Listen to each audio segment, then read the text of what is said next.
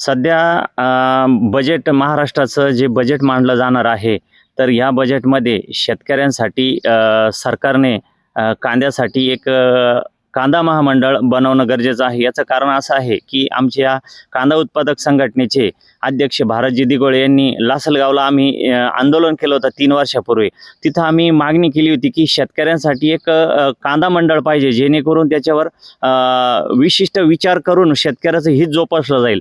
त्यासाठी कांदा मंडळ या आर्थिक बजेटमध्ये घेतलं पाहिजे. त्याचबरोबर वर्ष सव्वा वर्षापासून अशी परिस्थिती आहे, की उन्हाळ कांद्याला पण भाव मिळाला नाही आणि लालला पण मिळाला नाही. 700-800 हजार रुपयाच्या वर बाजार गेल्याने त्यामुळे शेतकरी कर्जबाजारी झाला आणि कर्जबाजारी झाल्यामुळं त्याची आर्थिक परिस्थिती ढासळली आहे.